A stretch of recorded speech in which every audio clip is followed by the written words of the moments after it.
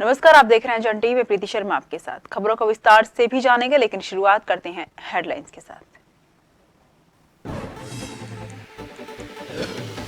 मुख्यमंत्री पुष्कर सिंह धामी ने बाजपुर में लाभार्थी सम्मान समारोह में की शिरकत। करोड़ों की योजनाओं का किया शिलान्यास लोकार्पण। रोड शो के बाद जनता को किया संबोधित।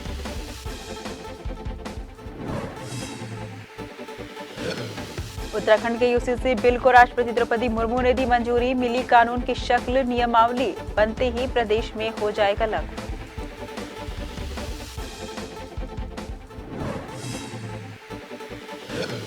राजकीय शिक्षक संघ ने किया प्रधानाचार्य सीधी भर्ती का विरोध। रामनगर ब्लॉक मुख्यालय पर इकट्ठा होकर जलाई विज्ञप्ति के प्रति मंत्री धन सिंह रावत पर लगाया वादा खिलाफी का आरोप।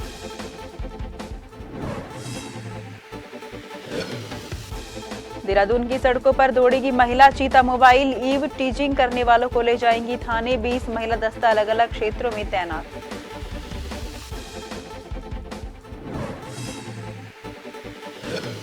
लोहाघाट पुलिस और वन विभाग की बड़ी कार्रवाई। देवदार की 49 बल्लियों सहित वाहन चालक गिरफ्तार। वन तस्करों में मची खलबली।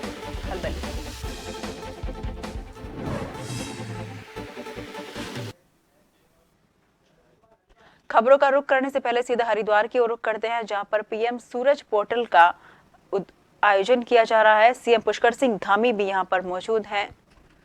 कार्यक्रम का यहां पर शुभारंभ किया जा रहा है। पीएम सूरज राष्ट्रीय पोर्टल का शुभारंभ किया जा रहा है। पीएम नरेंद्र मोदी द्वारा ये शुभारंभ किया जा रहा है, जिसमें सीएम पुष्कर सिंह धामी भी मौजूद हैं।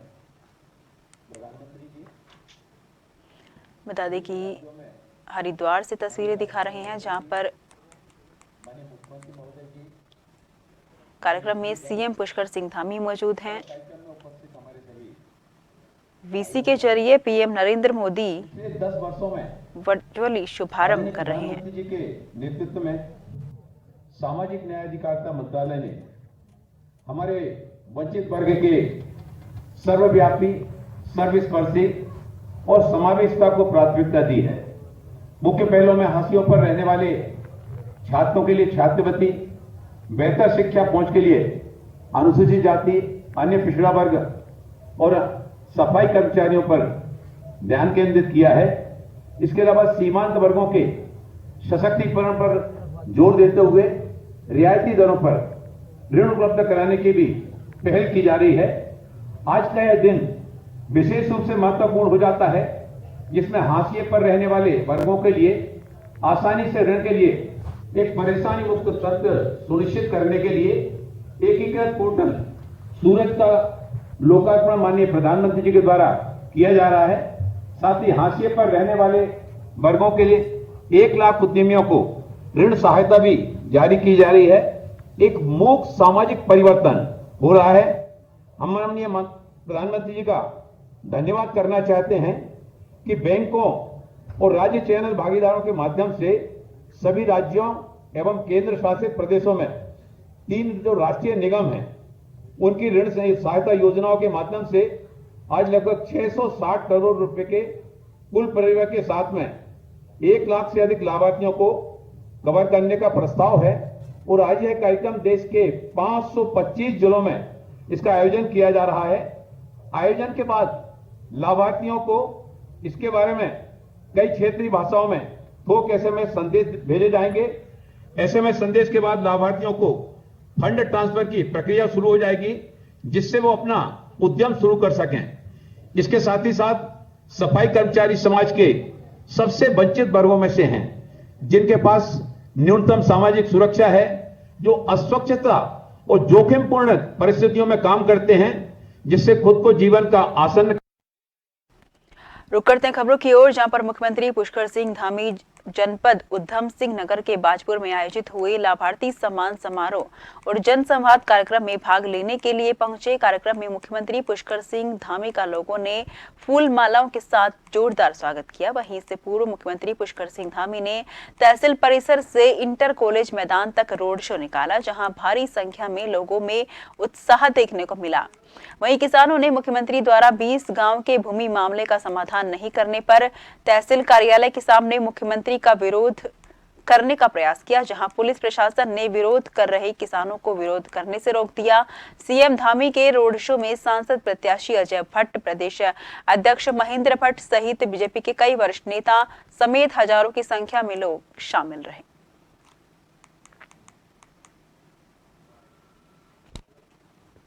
सीएम ने सम्मान समारोह हमारी जनता ने किया था। सीएम साहब ने अपने लाभार्थियों का सम्मान समारोह किया था, उनको आज सम्मानित किया हम लोगों ने। आप देख रहे हैं चेक बांटे हैं और कई सामग्री बांटी है, और उन्होंने जो मनोबल बढ़ाया है समाज का, और जो बेनिफिशरीज हैं जिनको जो लाभ दिया है प्रधानमंत्री जी की योजनाओं का, उनका भी सम्मान किया है। उन्होंने भरपूर उपयोग करके उसका लाभ उठा के अपने को इंडिजिनस बनाया है, आत्मनिर्भर बनाया है। ये हमारे लिए खुशी की बात है। उत्तराखंड सरकार के समान नागरिक संहिता बिल को राष्ट्रपति से मंजूरी मिल गई है। 25 मई 2022 को सीएम धामी ने कमेटी गठन किया था और कमेटी ने अपनी रिपोर्ट 2 फरवरी 2024 को सीएम धामी को सौंपी। इसके बाद उत्तराखंड में यूसीसी को पारित करने के लिए विधानसभा का विशेष सत्र बुलाया और 6 फरवरी को मुख्यमंत्री पुष्कर सिंह धामी ने इसे विधानसभा के पटल पर रखा। 7 फरवरी को इसे विधानसभा के पटल से पारित किया गया। इसके बाद 29 फरवरी को राज्यपाल ने अपनी मंजूरी दी और राजभवन से राष्ट्रपति को यूसीसी का ड्राफ्ट भेजा गया और आज इसे राष्ट्रपति से मंजूरी मिल चुकी है। राष्ट्रपति से मंजूरी के बाद बीजेपी के वरिष्ठ नेता ज्योति प्रसाद गैरोला ने अपनी प्रतिक्रिया देते हुए कहा कि आज का दिन बड़ा ऐतिहासिक दिन है।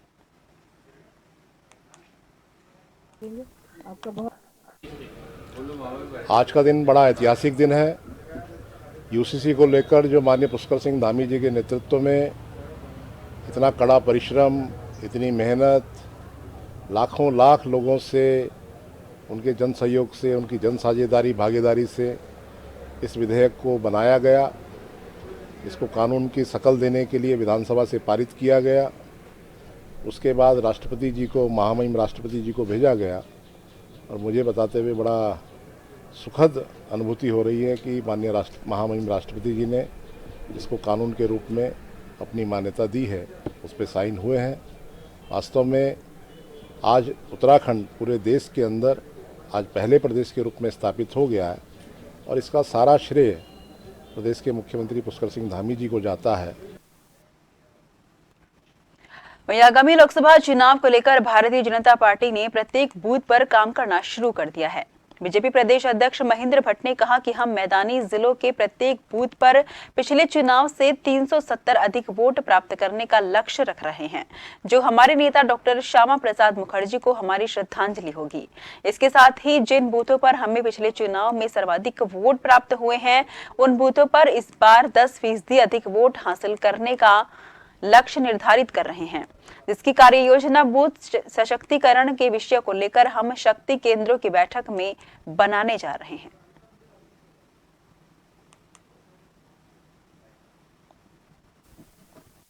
देखिए, हमने इस बार तय किया है कि मैदानी क्षेत्रों के अंदर हमको जितना पिछला पोल हुआ उसमें 370 अतिरिक्त मत हम और प्राप्त करेंगे। डॉक्टर श्यामा प्रसाद मुखर्जी को श्रद्धांजलि देने का हमारा केंद्रित लक्ष्य है। ऐसे बूथ पे जहां हमको सर्वाधिक वोट पड़ गया तो वहां 10% अधिक मत हमको प्राप्त हो, इसकी हमने रचना बनाई है। बूथ सशक्तिकरण के विषय को लेकर शक्ति केंद्रों की बैठकों में इन विषयों को आगामी दिनों में हम देने वाले हैं।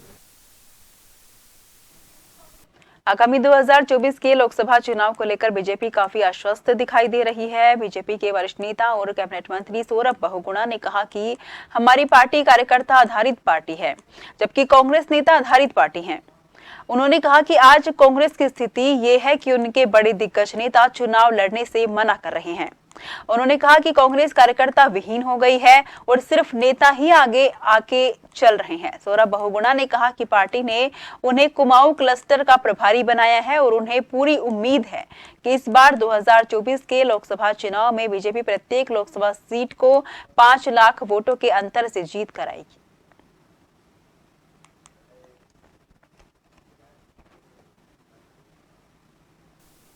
मैंने परसों भी एक प्रेस कही थी, हल्द्वानी में करी थी, जब मैं प्रोग्राम में था मैंने वहाँ पे एक बात कही थी कि कांग्रेस और बीजेपी में सबसे बड़ा अंतर एक ही है कि कांग्रेस जो है वो नेता बेस पार्टी है और हम एक कार्यकर्ता बेस पार्टी है।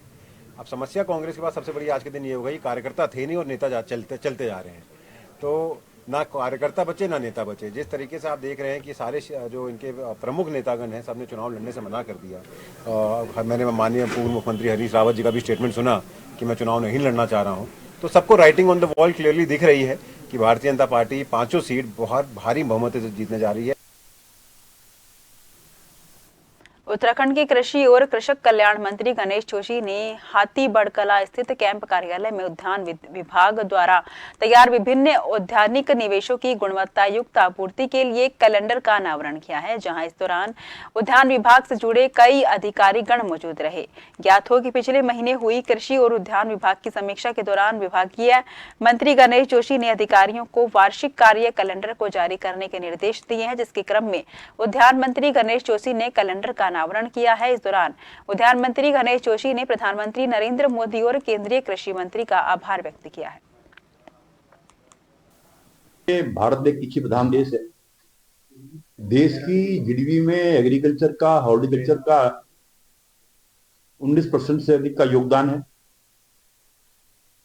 और उत्तराखंड की इकोनॉमी को मजबूत करने में हॉर्टिकल्चर सेक्टर, एग्रीकल्चर सेक्टर का बहुत बड़ा योगदान है। और धामी सरकार लगातार इसको आगे बढ़ाने का काम कर रही है। जहां हम 50,000 पॉली हाउस लगाने जा रहे हैं, एप्पल मिशन में 800 करोड़ की व्यवस्था हमने की है, न्यूट्रिशन में 73 करोड़ रुपए की व्यवस्था हमने की है। और अक्सर देखने में आता है कि बीज जो है किसान के प्राण होते हैं। सीएम धामी के गोपेश्वर पहुंचने से पूर्व ही कांग्रेस ने जोरदार प्रदर्शन किया और गो बैंक के नारे लगाए, गो बैक के नारे लगाए। बता दें कि इसी बीच बीजेपी और कांग्रेस के कार्यकर्ताओं में झड़प हो गई। पुलिस ने प्रदर्शन कर रहे कांग्रेस कार्यकर्ताओं को गिरफ्तार कर अस्थायी जेल भेजा। अंकिता हत्याकांड, अग्निवीर योजना सहित तमाम मांगों को लेकर कांग्रेस ने प्रदर्शन किया।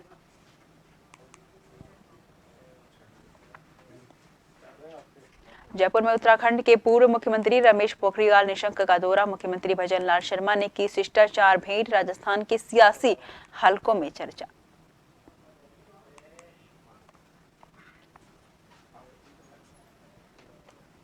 खबरों का सिलसिला जारी रहेगा, फिलहाल लेते हैं छोटा सा ब्रेक।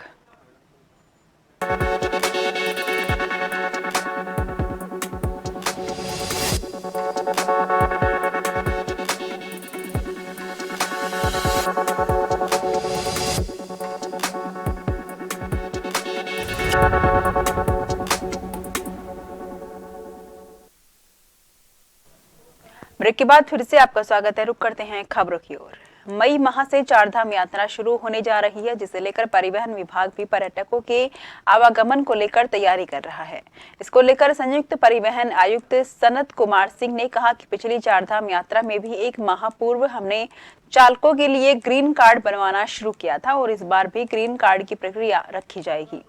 साथ ही उन्होंने कहा कि प्रत्येक यात्रा के लिए ट्रिप कार्ड बनाया जाता है, जिसके लिए ऑनलाइन आवेदन करना होगा और उसके आवेदन को सुविधाजनक बनाने के लिए मोबाइल ऐप बनाने का प्रयास किया जा रहा है, जिससे यात्रियों की सूची अपडेट हो जाएगी और साथ ही ग्रीन कार्ड भी बन जाएगा।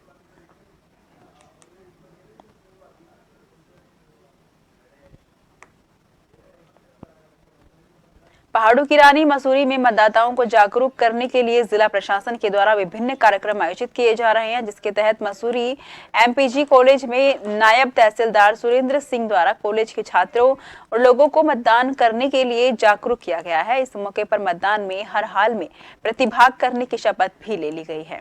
नायब तहसीलदार सुरेंद्र सिंह ने कहा कि लोकसभा चुनाव में मतदान प्रतिशत बढ़ाना प्रशासन के लिए सबसे बड़ी चुनौती है।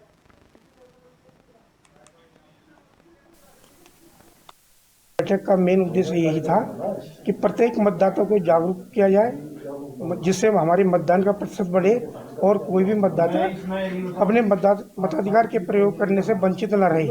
तो इसी परिप्रेक्ष्य में आज हमने ये कॉलेज में जो है एक मतदाता जागरूकता दिवस रखा था, जिसमें सभी लोगों को ये बताया गया कि आप अपने घर में अपने दोस्तों को, अपने हर आदमी को प्रेरित करेंगे मतदान के प्रति कि कोई भी मतदाता अपने वोट देने से वंचित न रहे।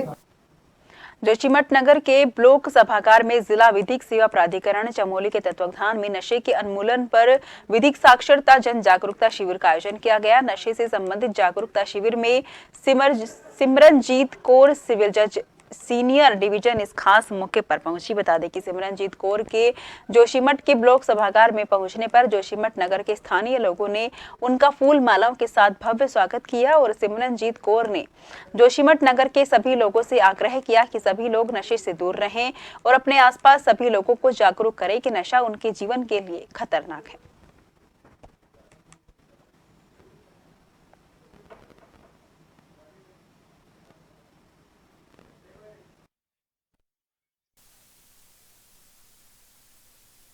जो राज्य विधिक सेवा प्राधिकरण नैनीताल से हमें मार्गदर्शन प्राप्त हुआ था, दिशा निर्देश जारी हुए थे कि इस माह के इस सप्ताह में हमें नशा उन्मूलन पर गोष्ठियाँ करनी है, कार्यक्रम करने हैं स्कूलों में, महिलाओं के साथ, लोगों के साथ, जितना भी ज़्यादा हम जन जागरूकता इस विषय पर फैला सके वो हमारा ये कार्य था। तो इसकी शुरुआत हमने कल की थी। कल हमने ये गोपेश्वर से शुरुआत की थी, आज जोशीमठ ब्लॉक कवर किया, कल हम कहीं और करेंगे। अभी भी हम लोग औली की तरफ जा रहे हैं, वहाँ पर हमारा महिलाओं के साथ गोष्ठी रहेगी।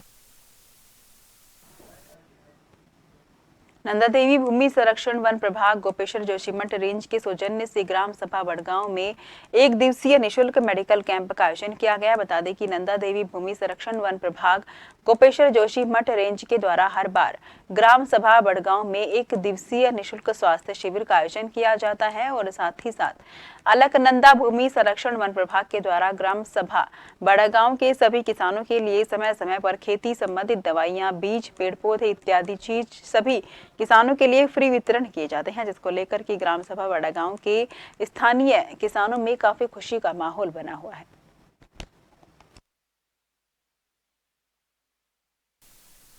विभाग की तरफ से किया जा रहा है। यहाँ के ग्रामीण क्षेत्रों में काफ़ी जो है जो मेडिकल की सुविधा नहीं है, तो उन सब की सुविधा के लिए जो है वन विभाग की तरफ से जो विष्णु गाड़ की तरफ से कैंप लगाया जा रहा है ग्रामीण इलाकों में। इससे काफ़ी जो है ग्रामवासियों को और सभी लोगों को दवाइयाँ मुफ्त में वितरित की जा रही हैं, इससे काफ़ी लोगों को लाभ हो रहा है। तो काफ़ी पेशेंट भी आए, दवाइयाँ काफ़ी सारी हैं सबके लिए। ये जो स्वास्थ्य आज अलकनंदा वन प्रभाग गोपेश्वर जोशीमठ रेंज के द्वारा ये स्वास्थ्य शिविर का आयोजन किया गया है और यहाँ पे मेडिकल जितने भी हैं, दवाई वगैरह जितने भी बीपी वगैरह शुगर के लिए सब दवाई उपलब्ध है। यहाँ पे अभी काफ़ी लोगों ने, ग्रामीणों ने ये हमारे शिविर का जो लाभ लिया है और यहाँ पे हमारा एक ये दूर से बड़गांव में भी कोई मेडिकल सुविधाएं उपलब्ध नहीं है, इसलिए लोग दूर दराज से अब काफ़ी लोग आ रहे हैं यहाँ पे और काफ़ी लोगों ने यहाँ पे अभी लाभ ले लिया है। राजकीय शिक्षक संघ ब्लॉक इकाई रामनगर के द्वारा प्रांतीय कार्यकारिणी के निर्देशन पर प्रधानाचार्य सीधी भर्ती का विरोध दर्ज किया गया और ब्लॉक मुख्यालय पर शिक्षकों के द्वारा एकत्र होकर सीधी भर्ती प्रधानाचार्य की जारी विज्ञप्ति का विरोध करके विज्ञप्ति की प्रति सार्वजनिक रूप से जलाई गई। संगठन के प्रांतीय नेता पूर्व मंडलीय मंत्री नवेंदु मठपाल ने कहा कि आयोग से प्रधानाचार्यों के रिक्त पदों को भरे जाने की विज्ञप्ति का निकलना राजकीय शिक्षकों के साथ वादा खिलाफी है। पूर्व में संगठन से हुई वार्ता में वरिष्ठ अधिकारियों और विभागीय मंत्री डॉक्टर धन सिंह रावत ने इस मुद्दे पर शिक्षक हित में फैसला लिए जाने का वादा किया था। राजकीय विद्यालयों में शासन द्वारा प्रधानाचार्य के पदों पर नियुक्ति के लिए विज्ञप्तियां निकाली गई हैं। राजकीय शिक्षक संघ को यह वादा किया गया था कि सभी पदों पर पूरी तरह से पदोन्नति होगी और ये वादा खिलाफी है और हमारी मांग है, राजकीय शिक्षक संघ की ये मांग है कि प्रधानाचार्य के जितने भी पद उत्तराखंड में राजकीय विद्यालयों में खाली हैं, सभी पर सिर्फ और सिर्फ पदोन्नति से शिक्षकों को लाया जाए।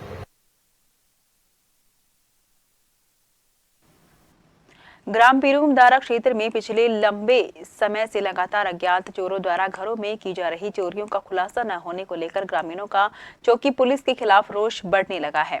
मंगलवार की देर रात गांव की मधुबन कॉलोनी में अज्ञात चोरों ने एक बंद घर का ताला तोड़कर चोरी की घटना घटित होने पर पुलिस पर कई सवाल खड़े कर दिए हैं। घटना के विरोध में बुधवार को कॉलोनी में रहने वाली दर्जनों महिलाओं और पुरुषों ने पुलिस चौकी पहुंचकर पुलिस के खिलाफ जमकर नारेबाजी करते हुए प्रदर्शन किया।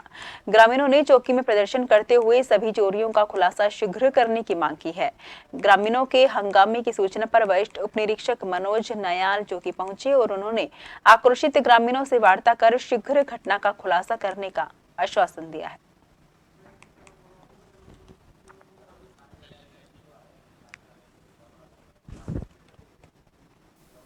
रात को लाइट ताला खोल के लाइट जला के गई थी। उस टाइम ऊपर नीचे सारे चेक करके गई थी, कुछ भी नहीं हुआ था।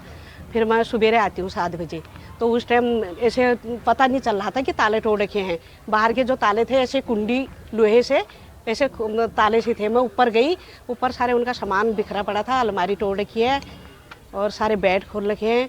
अब वो तो वही बताएंगे कितना सामान था घर में। देखिए, पीरूमदारा स्थित मधुबन कॉलोनी में लगातार कुछ दिनों से चोरियां हो रही है।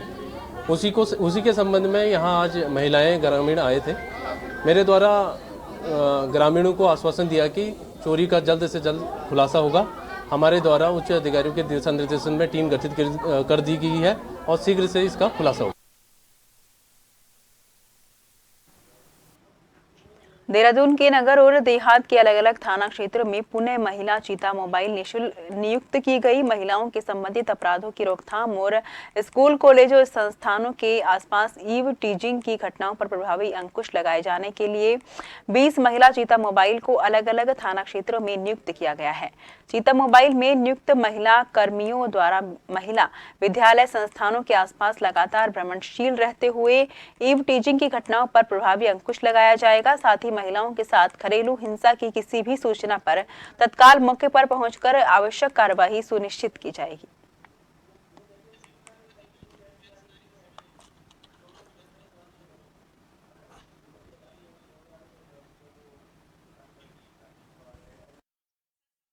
माननीय मुख्यमंत्री जी का सशक्त नारी और को लेकर अभियान चल रहा है, जिसमें एक रोड शो भी यहाँ हुआ था। उसी के कंटिन्यूएशन में महिला सुरक्षा को प्राथमिकता पर लेते हुए करीब हमने 20 महिला चीता विभिन्न थाना क्षेत्रों में लगाई है, जो प्रातः 10 बजे से लेकर 6 बजे तक नियुक्त रहेंगी। और जो ऐसे स्कूल कॉलेजेस हैं जहाँ पर महिलाओं के कॉलेजेस हैं, बच्चियों के हैं, जहाँ पर उनका स्कूल कॉलेज आना जाना होता है, यूटीजिंग की कई शिकायतें होती है, वो वहाँ पर पेट्रोलिंग पर रहेंगी। साथ ही साथ डोमेस्टिक वायलेंस, कोई भी ऐसी शिकायत महिलाओं के साथ घर में घरेलू हिंसा की हो, चाहे अन्यत्र कहीं बाहर कोई टीजिंग या कोई शिकायत हो, ऐसी शिकायतों को भी वो प्राथमिकता के आधार पर उसको अटेंड करेगी। तो बेसिकली वो महिला सुरक्षा, बच्चियों की सुरक्षा को लेकर इनको पुनः विभिन्न थाना क्षेत्रों में नियुक्त किया गया है। लोहाघाट पुलिस और वन विभाग ने वन तस्करों के खिलाफ कार्रवाई करते हुए देवदार की 49 बल्लियों सहित वाहन चालक को गिरफ्तार किया है। चेकिंग के दौरान पिकअप को चेक किया गया तो वाहन से देवदार की 49 बल्लियां मिली। इस संबंध में आवश्यक दस्तावेज तलब किए जाने पर चालक के पास कोई कागजात नहीं मिले, जिस पर थाना लोहाघाट पुलिस द्वारा बरामद देवदार की बल्लियों को आवश्यक कार्यवाही कर मैं वाहन अग्रिम वैधानिक कार्यवाही हेतु वन विभाग के वन दरोगा भास्कर नैनवाल के सुपुर्द किया गया है। वहीं बुधवार को लोहाघाट रेंजर दीप जोशी ने बताया कि वन विभाग द्वारा अपराधी के विरुद्ध आवश्यक कार्यवाही की जा रही है।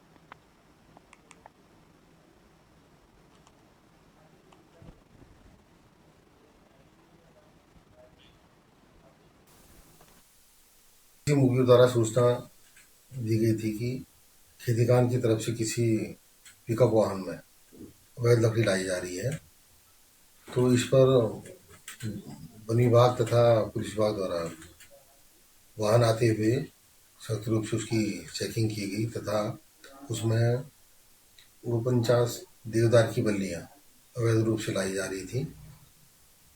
वाहन चालक के पास अवैध से संबंधित कोई भी वैध कागजात न होने पर वाहन तथा लकड़ी को जब्त कर। फिलहाल के लिए मुझे दीजिए इजाजत। देश भर की तमाम खबरों के लिए लगातार देखते रहिए जन टीवी।